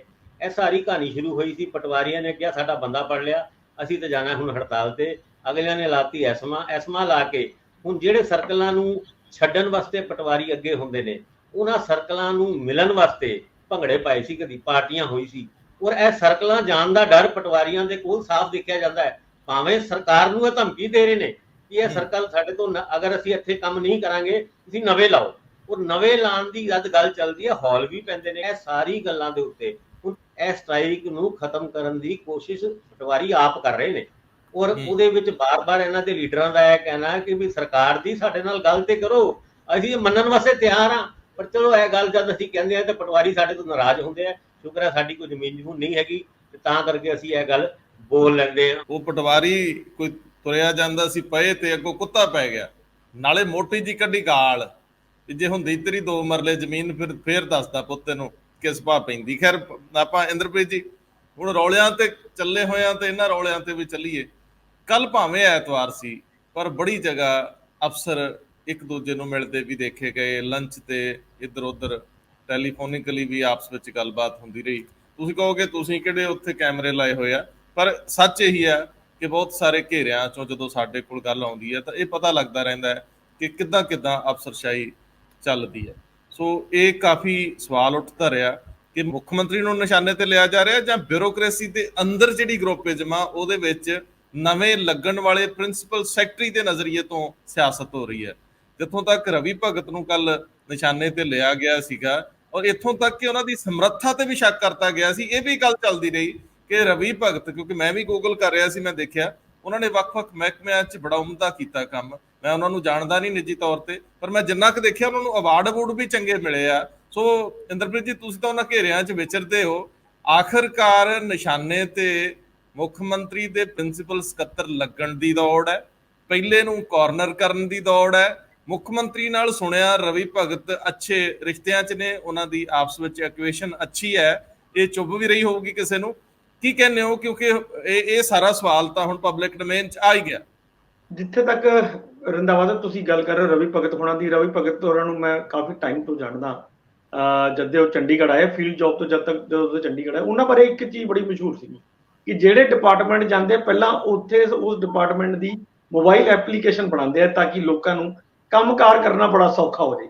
ਤੇ ਜੇ ਅੱਜ ਤੁਸੀਂ ਕਿਸਾਨਾਂ ਨੂੰ, ਕਿਸੇ ਵੀ ਕਿਸਾਨ ਨੂੰ ਪੁੱਛੋ, ਉਹਦੇ ਹਰ ਕਿਸਾਨ ਦੇ ਮੋਬਾਈਲ ਤੇ ਇੱਕ ਜੇ ਫਾਰਮ ਦੀ ਹੈ। ਹੁਣ ਕਿਸਾਨਾਂ ਨੂੰ ਜੇ ਫਾਰਮ ਲਈ ਆੜਤੀਆਂ ਕੋਲੇ ਜਾਣ ਦੀ ਲੋੜ ਨਹੀਂ ਹੈ, ਉਹ ਆਪਣੇ ਮੋਬਾਈਲ ਤੇ ਹੀ ਡਾਊਨਲੋਡ ਕੀਤਾ ਹੋਇਆ, ਜਦ ਮਰਜ਼ੀ ਆਪਣਾ ਜੇ ਫਾਰਮ ਕੱਢਣ ਤੇ ਪ੍ਰਿੰਟ ਕਰਾਉਣ ਤੇ ਬੈਂਕ 'ਚ ਦੇ ਦੇਣ। ਸਾਰਾ ਕੰਮ ਉਹਨਾਂ ਲਈ ਬੜਾ ਸੌਖਾ ਕਰਤਾ। ਹੁਣ ਉਹਨਾਂ ਨੂੰ ਬੈਂਕ ਉਧਰ ਇੱਧਰ ਜਾਣ ਦੀ ਲੋੜ ਨਹੀਂ ਹੈ। ਇਹ ਕਈ ਮਹਿਕਮਿਆਂ 'ਚ ਉਹਨਾਂ ਨੇ ਕੀਤਾ। ਪਰ ਜਿਹੜੀ ਗੱਲ ਤੁਸੀਂ ਕਰ ਰਹੇ ਹੋ ਉਹ ਠੀਕ ਹੈ। ਦੇਖੋ, ਦਿੱਕਤ ਇਹ ਹੈ ਕਿ ਚੀਫ ਸੈਕਟਰੀ ਦੀ ਪੋਸਟ ਤੋਂ ਬਾਅਦ ਅਗਰ ਕੋਈ ਬਹੁਤ ਅਹਿਮ ਪੋਸਟ ਮੰਨੀ ਜਾਂਦੀ ਹੈ, ਉਹ ਮੰਨੀ ਜਾਂਦੀ ਹੈ ਪ੍ਰਿੰਸੀਪਲ ਸੈਕਟਰੀ ਟੂ ਸੀਐਮ। ਬਹੁਤ ਵਾਰੀ ਇਹ ਰਹਿੰਦਾ ਹੈ ਕਿ ਇਹ ਪੋਸਟ ਮੈਨੂੰ ਮਿਲੇ। ਹਰ ਇੱਕ ਅਫਸਰ ਦੀ ਕੋਸ਼ਿਸ਼ ਹੁੰਦੀ ਹੈ ਕਿਉਂਕਿ ਉਹ ਬਿਲਕੁਲ ਸੱਤਾ ਦੇ ਬਿਲਕੁਲ ਨਾਲ ਹੁੰਦਾ ਹੈ, ਤੇ ਉਹ ਬਹੁਤ ਕੌਨਫੀਡੈਂਟ ਬੰਦਾ ਹੀ ਉੱਥੇ ਹਰ ਮੁੱਖ ਮੰਤਰੀ ਲਗਾਉਂਦੇ ਆ, ਚਾਹੇ ਕੋਈ ਵੀ ਮੁੱਖ ਮੰਤਰੀ ਰਿਹਾ ਹੋਵੇ, ਉਹ ਬਹੁਤ ਕੌਨਫੀਡੈਂਟ ਬੰਦਾ ਉੱਥੇ ਲਗਾਉਂਦੇ ਆ ਕਿਉਂਕਿ ਸਾਰੀਆਂ ਫਾਈਲਾਂ ਜਿਹੜੀਆਂ ਨੇ ਉਹਨਾਂ ਦੇ ਥਰੂ ਆਣੀਆਂ ਹੁੰਦੀਆਂ ਨੇ, ਉਹ ਚੈੱਕ ਕਰਕੇ ਫਿਰ ਸਾਈਨ ਕਰਾਉਂਦੇ ਆ। ਉਹ ਮਤਲਬ ਮੁੱਖ ਮੰਤਰੀ ਦਾ ਇੱਕ ਇਹੋ ਜਿਹਾ ਵਿਅਕਤੀ ਹੁੰਦਾ ਹੈ ਜਿਹਦੇ ਤੇ ਮੁੱਖ ਮੰਤਰੀ 100% ਭਰੋਸਾ ਕਰਦੇ ਆ। ਮੈਂ 99.99 ਵੀ ਨਹੀਂ ਕਹੂੰਗਾ, ਮੈਂ 100% ਕਹੂੰਗਾ ਕਿ 100% ਭਰੋਸਾ ਕਰਦੇ ਆ, ਉਹੀ ਵਿਅਕਤੀ ਉੱਥੇ ਲੱਗ ਸਕਦਾ।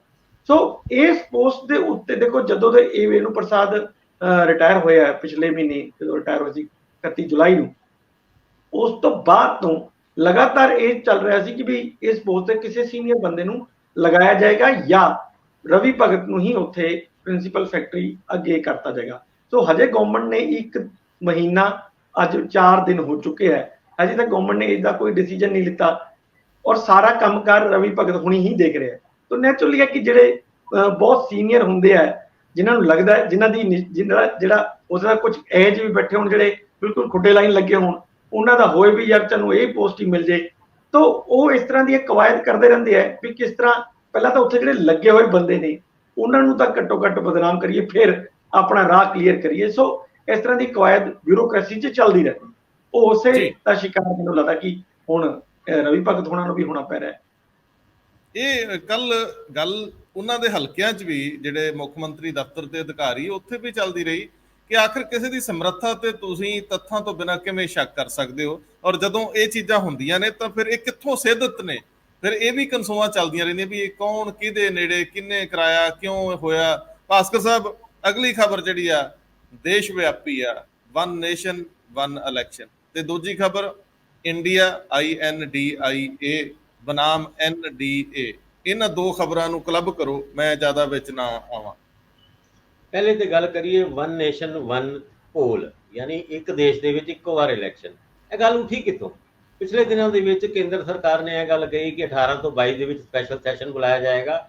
ਉਸ ਦਿਨ ਹਲਕੀ ਜਿਹੀ ਗੱਲਾਂ ਤੁਰੀ ਕਿ ਵੀ ਆ 1 ਨੇਸ਼ਨ 1 ਪੋਲ ਦੇ ਉੱਤੇ ਕੋਈ ਬਿੱਲ ਜਾਂ ਕੋਈ ਹੋਰ ਪ੍ਰਸਤਾਵ ਲੈ ਕੇ ਇਸ ਵਿਧਾਨ ਸਭਾ ਦੇ ਸਪੈਸ਼ਲ ਸੈਸ਼ਨ ਦੇ ਵਿੱਚ ਲਿਆਇਆ ਜਾ ਸਕਦਾ ਹੈ।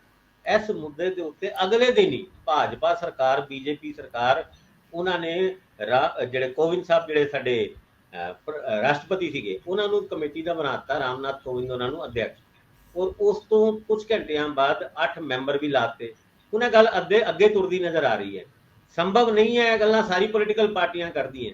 ਕਾਂਗਰਸ ਨੇ ਤੇ ਇੱਥੇ ਤੱਕ ਕਰਤਾ ਕਿ ਫੈਡਰਲ ਸਟਰਕਚਰ ਦੇ ਉੱਤੇ ਹਮਲਾ, ਜਦ ਕਿ ਕਾਂਗਰਸ ਵੀ ਇਹ ਗੱਲ ਜਾਣਦੀ ਹੈ ਕਿ ਭਾਜਪਾ ਤਰਫੋਂ ਇਹ ਜਵਾਬ ਆ ਸਕਦਾ ਹੈ ਕਿ 1952 ਤੋਂ ਲੈ ਕੇ 1967 ਦੇ ਵਿੱਚ 1 ਨੇਸ਼ਨ 1 ਪੋਲ ਚੱਲਦਾ ਸੀਗਾ, ਔਰ ਇਹ 1 ਨੇਸ਼ਨ 1 ਪੋਲ ਭੰਗ ਹੀ ਇਸ ਕਰਕੇ ਹੋਇਆ ਕਿ ਜਦ ਤੁਹਾਡੀ ਸਰਕਾਰ ਨੇ ਕੁਝ ਸੂਬਿਆਂ ਦੀ ਸਰਕਾਰਾਂ ਨੂੰ ਭੰਗ ਕਰਤਾ ਸੀਗਾ।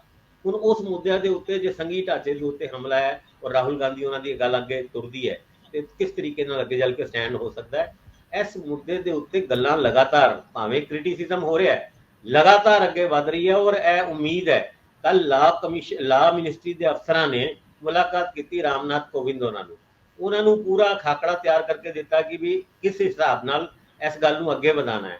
ਔਰ ਇੱਥੇ ਤੱਕ ਕਿ ਕੁਝ ਵਿਰੋਧੀ ਪਾਰਟੀਆਂ ਦੇ ਲੀਡਰਾਂ ਨੇ ਤੇ ਇੱਥੇ ਤੱਕ ਕਹਿ ਦਿੱਤਾ ਕਿ ਇਹ ਜਿਹੜਾ ਸਾਰਾ ਡਰਾਫਟ ਹੈ ਇਹ ਰੈਡੀ ਕਰਕੇ ਰਾਮਨਾਥ ਕੋਵਿੰਦ ਜੀ ਨੂੰ ਦੇ ਦਿੱਤਾ ਹੈ ਔਰ ਉਹਨਾਂ ਨੂੰ ਇਹ ਕਿਹਾ ਕਿ ਬਸ ਗੱਲ ਨੂੰ ਇਦਾਂ ਅੱਗੇ ਵਧਾ ਦਿਓ, ਬਾਕੀ ਆਪਾਂ ਦੇਖ ਲਾਂਗੇ।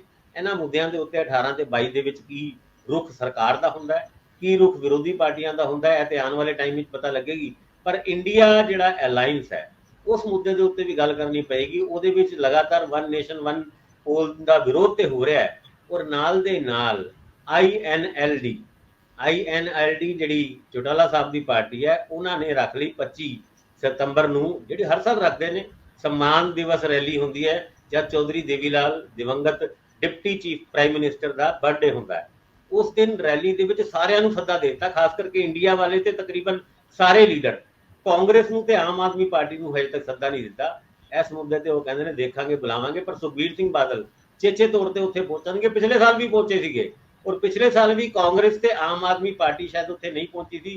ऐतकी इन्हां ਨੂੰ सद्दा दिता जांदा है या पूरा ਜਿਹੜਾ मुंबई वाला, बेंगलुरु वाला, पटना साहिब वाला इंडिया इस स्टेज के उत्ते हुंदा और इंडिया दे विच 28 तो 29 पार्टियां हो जांदी है या फिर 30 पार्टियां हो जांदी है।